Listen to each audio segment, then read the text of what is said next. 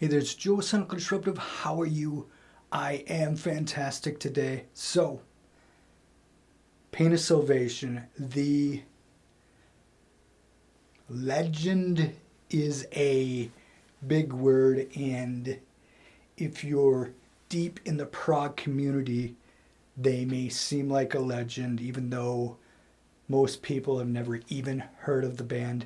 But the veteran act from Sweden just released their latest album on August 28th called Panther.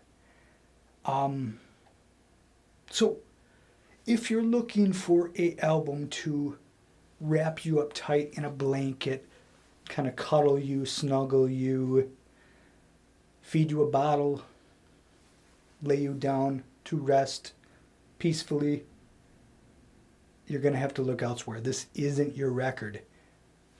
And not because it's over the top harsh or over the top heavy or anything like that. It's because there are parts of this record that are going to make you feel uncomfortable.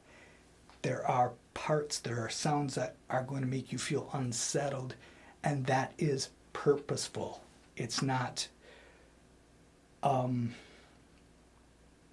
that they don't know how to write music. It is a choice. The production sound on some of this, there's a real duality throughout the record that is combining the ideas of the kind of coldness of modern day society along with the warmth of heart and soul, these two kind of meshing together. The record itself is very thematic, and it's about being the outsider, and not your perhaps traditional rock and roll outsider of like, yeah man, I just want to grow my hair and party. It's not that type of outsider we're talking about. Is the type of outsider who thinks too much. It has to do with perhaps ADHD, things like that.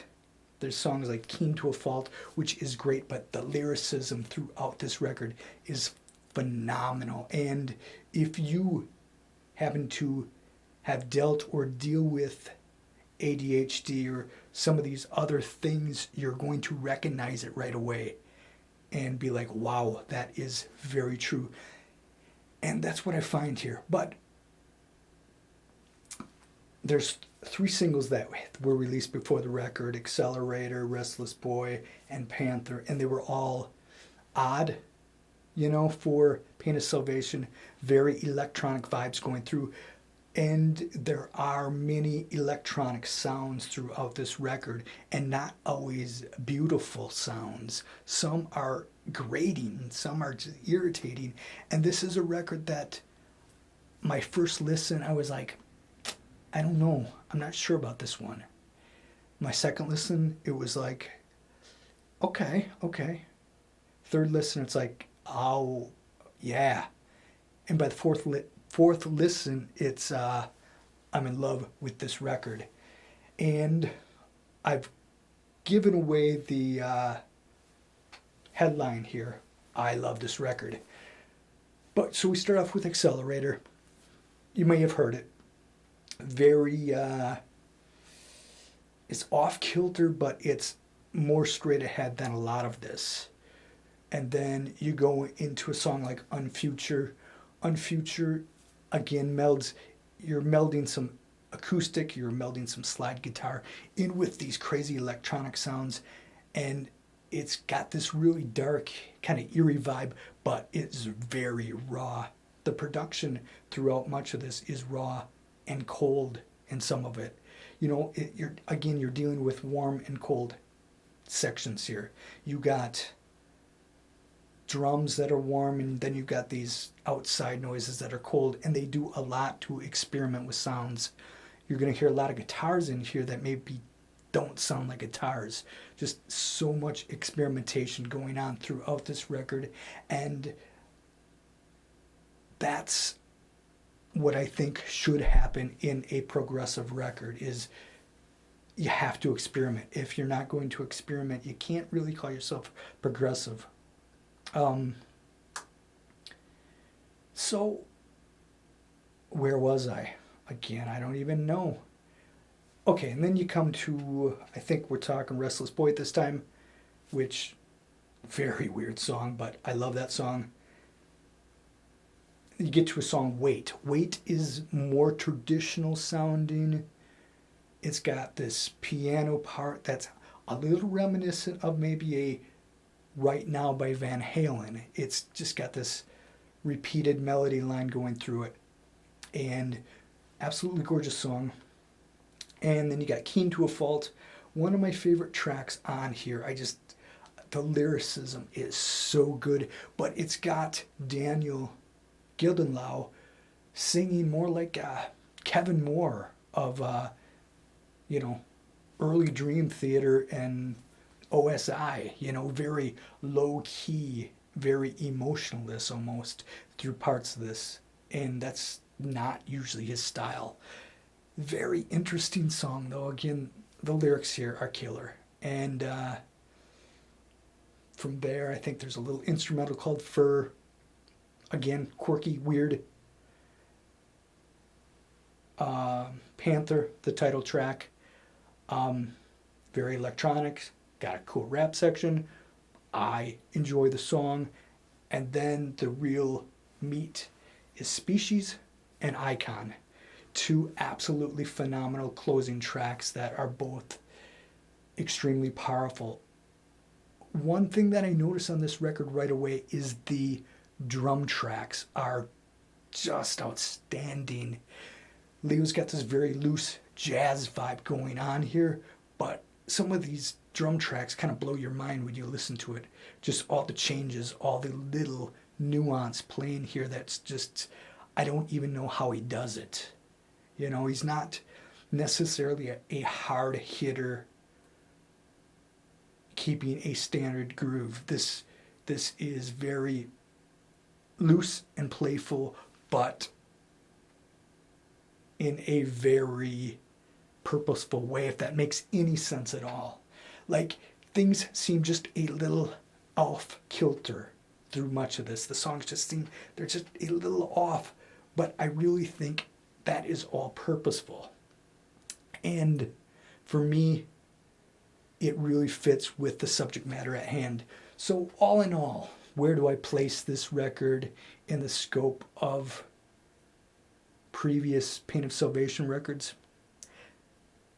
You can't do that game. They're one of these bands that is so tough to do that with because each record is different and they are always experimenting, and that's why they've been one of my favorite bands for a long time, because they are unafraid to do new things, to break new ground. I will just say, for what it is, for this one record, for this sound, they nailed it out of the park for me. I absolutely love this record.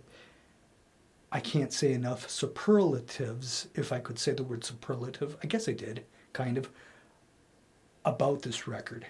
It is fantastic, fantastically interesting. Again, it's not beautiful in a classic standpoint a lot of times, but interesting and entertaining, yeah, definitely. I would say that. You've got a couple different schools when it comes to progressive metal. You got a band like Caligula's Horse. They released Rise Radiant earlier. A killer album. I absolutely love that record. And I can listen to that whole record and there's nothing there that makes my skin crawl, like in a bad way, there's parts that I make a little goosebumps because I love it so much, but I never feel uncomfortable. Here, there are parts where you definitely feel uncomfortable. It feels claustrophobic. It feels a little messy in some parts. And for that reason, I love it. So both styles I love. I love when something is just so beautiful, like a Steven Wilson or something like that. So gorgeous. You can't help but love it. But then you got something like this. Steven Wilson would never allow this production sound to get out, I don't think. But just the entire vibe, this entire album works so well as a whole, and it is a true listening experience that you have to put the time in on this. It's like practice. You may not want to, and right away, and right the first listen you may be like, I don't know. You got to put the time in. You got to give it a few spins to understand really kind of that this is a entire work of art. It's not supposed to be extremely digestible right away. You gotta take in the entire picture to kind of digest it. And yeah, that's what I think. So if I did a rating, which I don't, I would give it a 13 out of 10, I think. It's that good. I love this record. Again, I know there are going to be many people out there who are like, this thing is horrible. And I respect that too. Personally, for me though, love this record very much. So that's my take. Pain of Salvation, Panther. Listen to it, buy it, support this band. It is a phenomenal band, and like the music or not, you gotta love the effort that goes into their music. Enough said. Thank you very much for watching. See ya.